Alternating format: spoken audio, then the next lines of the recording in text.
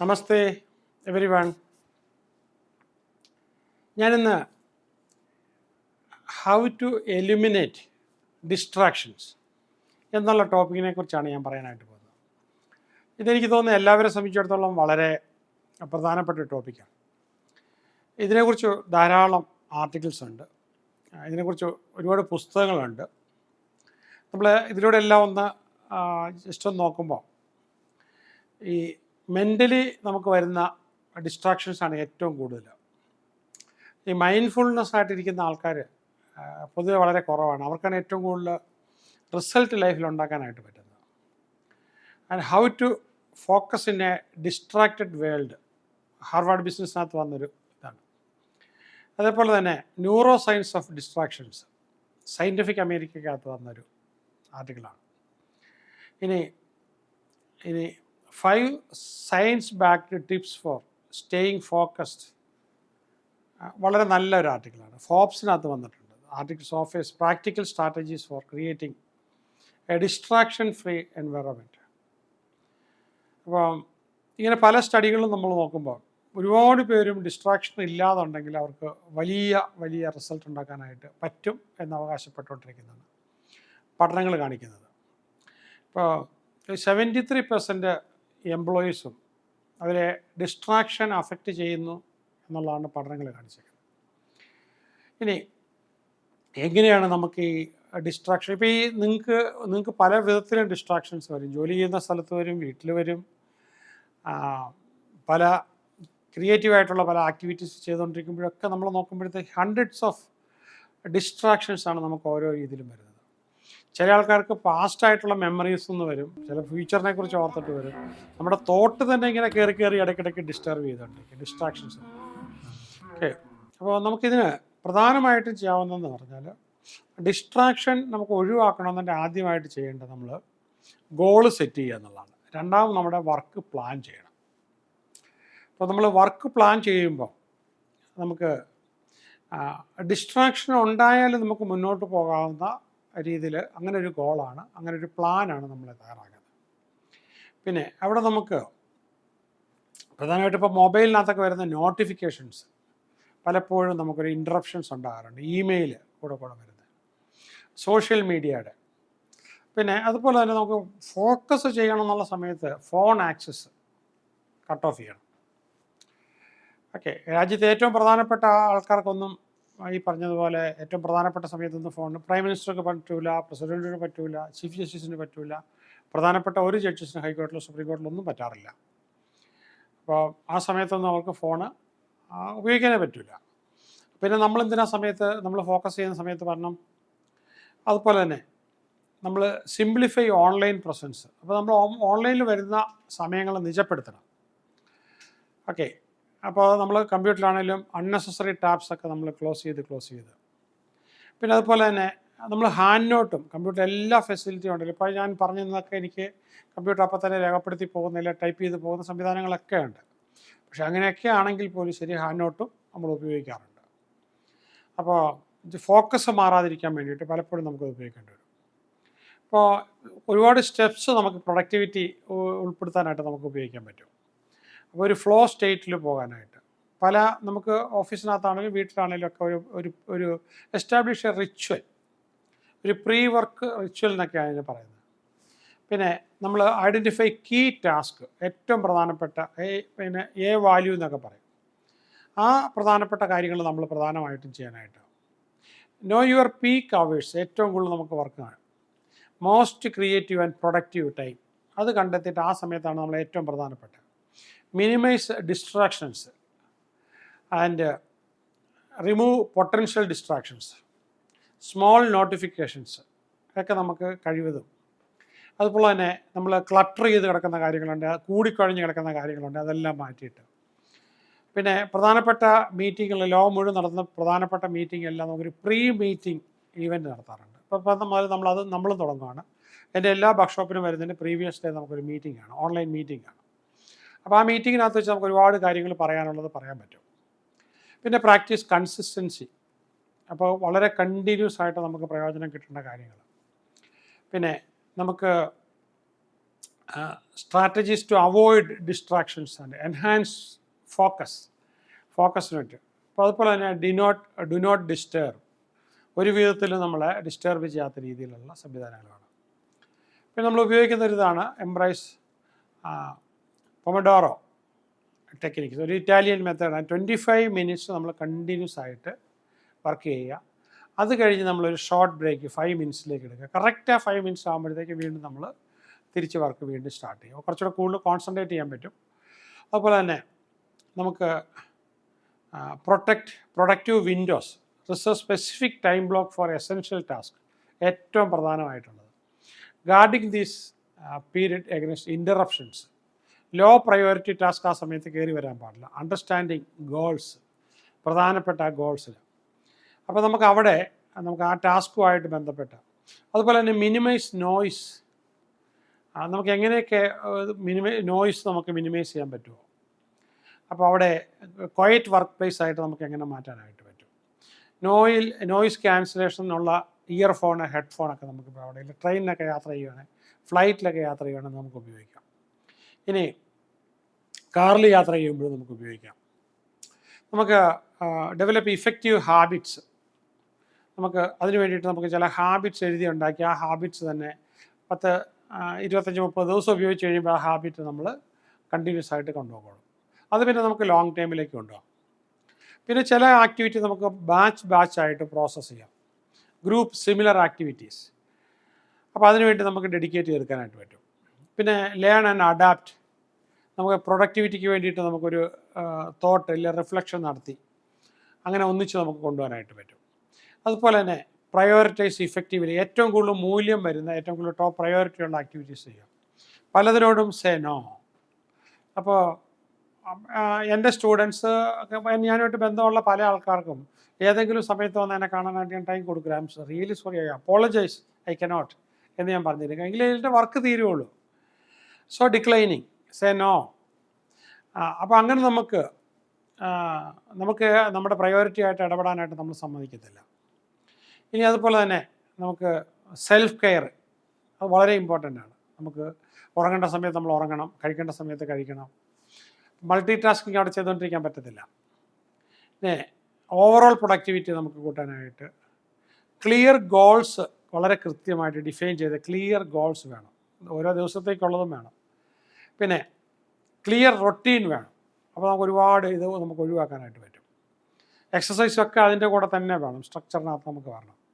Practice mindfulness അതിൻ്റെ കൂടെ നമുക്ക് വരണം. മെഡിറ്റേഷൻ, ബ്രീതിങ് എക്സസൈസ്, ഇങ്ങനെയുള്ള കാര്യങ്ങൾ. ആൻഡ് യൂട്ടിലൈസ് പ്രൊഡക്ടിവിറ്റി ടൂൾസ് നമുക്ക് വരുത്തണം. ഇനി ഡെലിഗേറ്റ് ടാസ്ക്, നമ്മൾ തന്നെ ചെയ്യണമെന്ന് നിർബന്ധമില്ലാത്ത വർക്കാണ് നമ്മൾ ചെയ്യാൻ പോകരുത്. അത് നമുക്ക് ഏൽപ്പിച്ചു കൊടുക്കാം. അപ്പം തന്നെ ഏൽപ്പിച്ചു കഴിഞ്ഞാൽ, അപ്പോൾ ഈ റെഗുലർ എക്സസൈസ് നമുക്കുണ്ടാക്കുന്ന ഒരു 100 ചില്ലുവാനും ബെനിഫിറ്റ്സ് ഉണ്ട്. ഞാൻ അതിനെക്കുറിച്ച് വേറൊരു വീഡിയോ ചെയ്തിട്ടുണ്ട്, you can make A try, നിങ്ങൾക്ക് കാണാതെ. പിന്നെ നിങ്ങൾക്ക് ഫോക്കസ് ഇമ്പ്രൂവ് ചെയ്ത് കഴിയുമ്പോൾ സ്ട്രെസ്സ് ഒത്തിരി കുറയാൻ തുടങ്ങും. കോഗ്നേറ്റീവ് ഫങ്ഷൻ ഒത്തിരി ഇമ്പ്രൂവ് ചെയ്യും. ഹെൽത്തി ന്യൂട്രീഷൻ വളരെ ഇമ്പോർട്ടൻ്റ് ആണ്. ശരീരത്തിന് വേണ്ട സംഭവങ്ങളെല്ലാം, ആവശ്യത്തിന് വെള്ളം കൂടെ ഒരു ദിവസം 2.5 ലിറ്ററിൽ വെള്ളം കുടിക്കണം. 25 കിലോയ്ക്ക് 1 ലിറ്റർ വെച്ചിട്ട് നിങ്ങൾ എത്രയാണോ നോക്കുള്ളൂ. 75 കിലോ ആണെങ്കിൽ 3 ലിറ്റർ വെള്ളം കുടിക്കണം എന്നുള്ളതാണ്. അപ്പോൾ പ്രോപ്പർ ന്യൂട്രീഷനും അതിൻ്റെ കൂടെ കഴിക്കണം. വെള്ളം കുറേശ്ശെ കുടിക്കുവാണ് ഏറ്റവും നല്ലത്. പിന്നെ റെഗുലർ സ്ലീപ്പ്, ഒരു പർട്ടിക്കുലർ സമയത്ത് നമ്മൾ അത് ചെയ്യണം. പിന്നെ അതുപോലെ തന്നെ കണ്ടിന്യൂസ് ലേണിംഗ്, നമ്മൾ വളരെ പ്രധാനപ്പെട്ട ജോലികളൊക്കെ ചെയ്യുന്ന ആൾക്കാരാണെങ്കിൽ കണ്ടിന്യൂസ്ലി ഭക്ഷണം കഴിക്കുന്നത് പോലെ തന്നെ, ഞാനും അങ്ങനെ ഭക്ഷണം കഴിക്കുന്നത് പോലെ തന്നെ ഞാൻ ലേൺ ചെയ്യാറുണ്ട്. പിന്നെ റെഗുലർ റിവ്യൂസ്, പീരിയോഡിക്കലി നമ്മൾ കറക്റ്റായിട്ട് ചെയ്യുന്നുണ്ടോ, ടാസ്കൊക്കെ കറക്റ്റായിട്ട് പോകുന്നുണ്ടോ. പിന്നെ സ്റ്റേ അഡാപ്റ്റബിൾ, പല കാര്യത്തിലും നമ്മൾ ആ സാഹചര്യത്തിനനുസരിച്ച് നമ്മൾ അഡ്ജസ്റ്റ് ചെയ്ത് അണ്ടർസ്റ്റാൻഡ് ചെയ്ത് പോകും. ഇനി നമുക്ക് വളരെ പോസിറ്റീവ് മൈൻഡ് സെറ്റായിട്ട് നമുക്ക് പോകാനായിട്ട് പറ്റുമോ. ഇനി നമുക്കതുപോലെ തന്നെ വിഷ്വലൈസ് സക്സസ്, നമുക്ക് വളരെ വിജയകരമായിട്ടുള്ള കാര്യങ്ങൾ നമുക്ക് എങ്ങനെ ചെയ്യാനായിട്ട് പറ്റും. അക്കൗണ്ടബിലിറ്റി പാർട്ട്ണർ, നമ്മൾ ചെയ്യുന്നുണ്ടോ നോക്കാനായിട്ട്, സഹായിക്കാനായിട്ട് ഒക്കെ ആയിട്ട് നമുക്ക്. അതുപോലെ തന്നെ റെഗുലർ റിഫ്ലക്ഷൻ, ഇടയ്ക്കിടയ്ക്ക് നമ്മൾ ചെയ്ത കാര്യത്തെക്കുറിച്ച് പുനർചിന്തനം എന്നുള്ളതാണ് റിഫ്ലക്ഷൻ്റെ മീനിങ്. അപ്പോൾ അത് നമ്മൾ ചെയ്യാറുണ്ടോ. ഗ്രാറ്റിറ്റ്യൂഡ് പ്രാക്ടീസ് ചെയ്യാറുണ്ട്. നമ്മുടെ ബോഡി കെമിസ്ട്രി പെട്ടെന്ന് മാറാനായിട്ട് സഹകരിക്കുന്നതാണ്. പിന്നെ നമ്മുടെ ഓപ്റ്റിമൈസ് അവർ വർക്ക് സ്പേസ്, അപ്പോൾ ക്ലട്ടറിങ് എല്ലാം മാറി നല്ല വെടിപ്പായിട്ട്, അപ്പോൾ ആ രീതി നമുക്ക് ചെയ്യാനായിട്ട് പറ്റുന്നുണ്ട്. എസ്റ്റാബ്ലിഷ് ബൗണ്ടറീസ്, നമുക്ക് എല്ലാവർക്കും കയറി വന്ന് എപ്പോഴും നമ്മൾ ഇടപെട്ട് പോകാനായിട്ട് പറ്റുമോ. കണ്ടിന്യൂസ് അഡാപ്റ്റേഷൻ, നമുക്ക് നമ്മുടെ സാഹചര്യം അനുസരിച്ച് നമ്മൾ മാറ്റം വരുത്തിക്കൊണ്ടിരിക്കണം. മൈൻഡ്ഫുൾനെസ് പ്രാക്ടീസ് കൂടെ ചെയ്യാനായിട്ട് പറ്റുന്നുണ്ടോ. മൈൻഡ്ഫുൾനെസ് എന്ന് പറഞ്ഞാൽ മെഡിറ്റേഷൻ ഇരിക്കുന്നത് മാത്രമല്ല, നമ്മൾ സംസാരം വായിന്ന് പോകുന്നതും, നമ്മൾ ഏതാ വാക്ക് പോകുന്നത്, ഭക്ഷണം കഴിക്കുന്നതും എന്താണ് പോകുന്നത്, ആ നിമിഷത്തിൽ ജീവിക്കുക എന്നതാണ്. Celebrate progress, acknowledge your achievements, ഓരോ ഉണ്ടാകുന്ന അച്ചീവ്മെൻറ്റ്സിന് നമ്മൾ അക്നോളജ് ചെയ്യുക. മീറ്റിംഗ് ഒക്കെ വളരെ ഇഫക്റ്റീവായിട്ട് സമയത്തിനകത്ത് നിർത്തുകയും വേണം. കൊളാബറേറ്റീവ് ടൂൾസ്, നമ്മൾ ഈ പ്രൊജക്റ്റ് മാനേജ്മെൻറ്റ് ടൂൾസൊക്കെ ഉപയോഗിക്കേണ്ട അതിന് വേണ്ടിയിട്ടാണ്. പിന്നെ നമുക്ക് ചിലപ്പോൾ ക്വയറ്റ് സോണൊക്കെ നമുക്ക് അതിന് വേണ്ടിയിട്ട് സമയം കിട്ടണമെന്നുണ്ടെങ്കിൽ ചിലപ്പോൾ വീട്ടിൽ നിന്നൊക്കെ പോയി 2-4 ദിവസം നമ്മൾ വളരെ ക്വയറ്റ് പ്ലേസിലൊക്കെ ജീവിക്കേണ്ടതായിട്ട് വരും. സ്ട്രക്ചേർഡ് ആയിട്ടുള്ള സ്റ്റഡി സെഷൻസ് നമുക്ക് ചെയ്യേണ്ടതായിട്ട് വരും. ഡിജിറ്റൽ ഡീറ്റോക്സ്, ആവശ്യമില്ലാത്ത ഈ ടെക്നോളജി എല്ലാം മാറ്റി വെക്കണം. സ്റ്റഡി ഗ്രൂപ്പുമായിട്ടൊക്കെ ചോദ്യങ്ങൾ ചോദിക്കുകയും ആൻസർ ചെയ്യുകയും.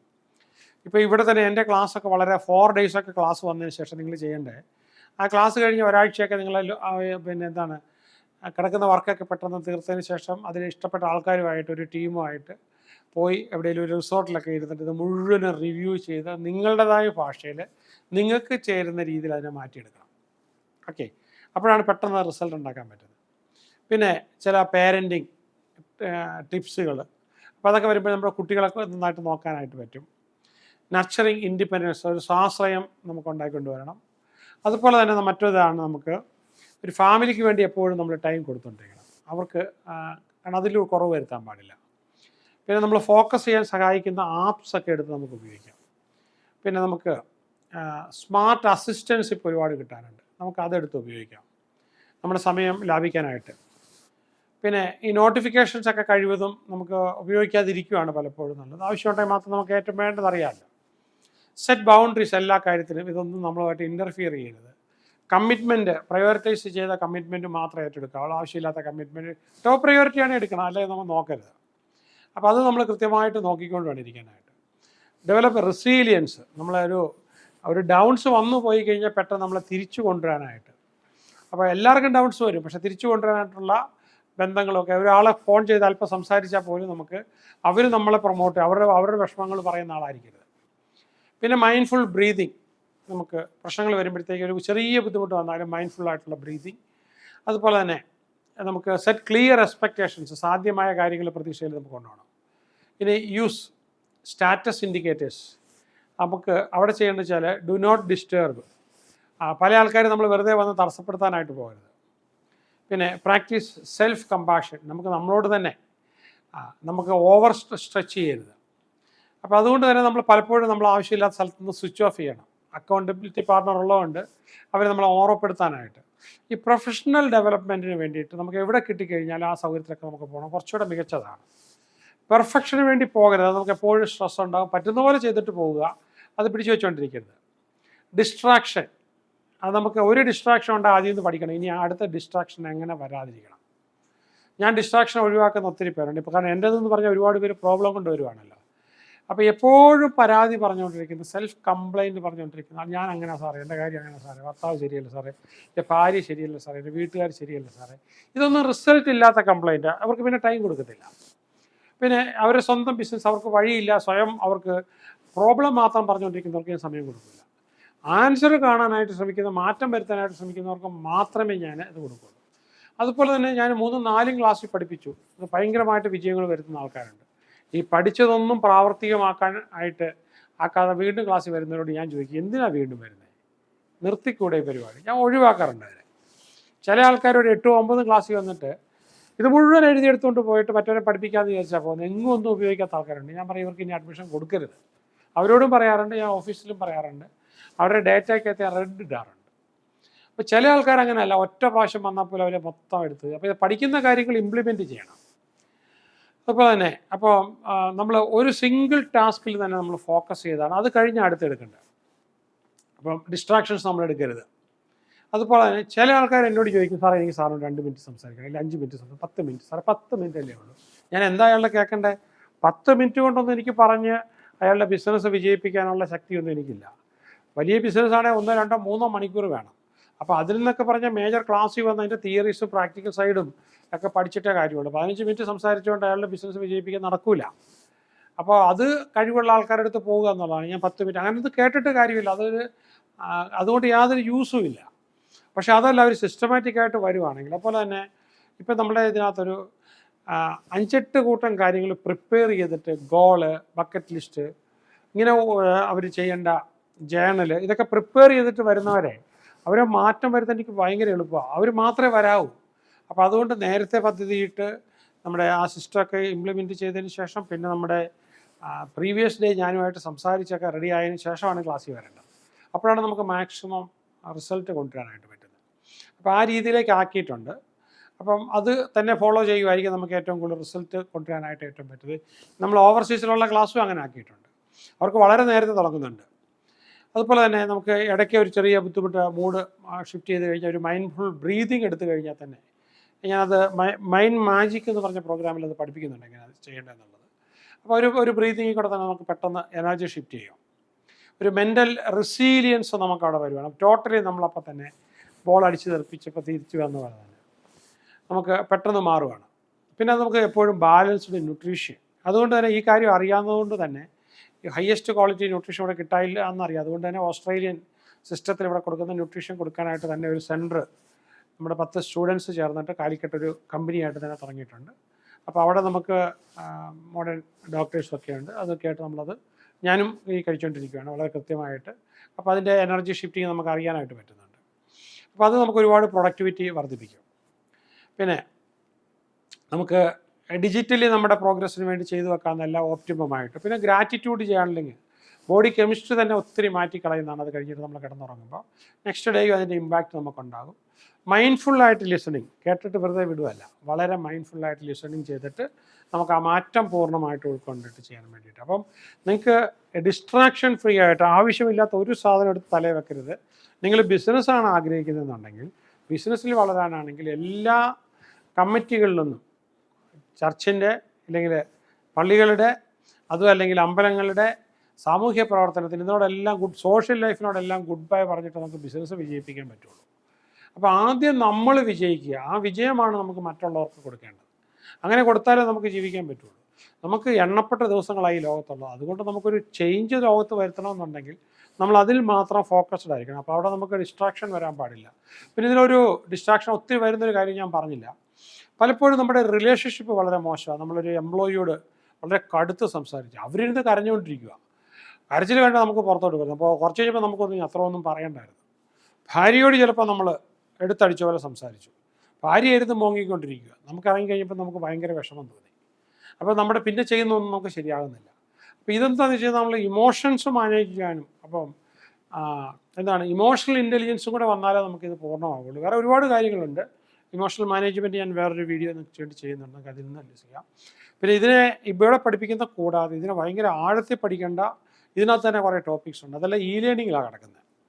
അപ്പോൾ വളരെ മണിക്കൂറുകൾ നീണ്ടു നിൽക്കുന്ന, ദിവസങ്ങളോളം, ആഴ്ചകളോളം, മാസങ്ങളോളം നിങ്ങൾ ഉപയോഗിക്കേണ്ടതുണ്ട്. അപ്പോൾ നിങ്ങൾ ഇ ലേണിങ്ങിൽ ആപ്പിൽ പോയി ലൈഫ് ലൈൻ ആപ്പ് എന്ന് പറഞ്ഞ് ഡൗൺലോഡ് ചെയ്തിട്ട് അതിനകത്ത് പോയിട്ട് നിങ്ങൾക്ക് വേണ്ടുന്ന ടോപ്പിക്സ് നോക്കിയിട്ട് ലൈഫ് ലൈനുമായിട്ട് കോൺടാക്ട് ചെയ്താൽ നിങ്ങൾക്ക് ബൈ ചെയ്താൽ മതി. ബൈ ചെയ്ത് കഴിഞ്ഞാൽ നിങ്ങൾക്ക് അത് കണ്ടിന്യൂസ് ആയിട്ട് മാസങ്ങളോളം നിങ്ങൾക്ക് ഉപയോഗിക്കാം. അപ്പോൾ അതിൽ കൂടെ നിങ്ങൾക്ക് ആ സ്കില്ല് ഡെവലപ്പ് ചെയ്യും. എന്നെ കാണാൻ വരുന്നവരെ വെയിറ്റ് ചെയ്യേണ്ട ആവശ്യമില്ല. ഓക്കെ, അങ്ങനെ നിങ്ങൾക്ക് ഉപയോഗിക്കാം. നിങ്ങൾക്ക് ഇതിൻ്റെ അടുത്ത ലെവലിൽ ചെയ്യാനായിട്ട് കഴിയട്ടെ എന്ന് ആശംസിക്കുന്നു. All the best.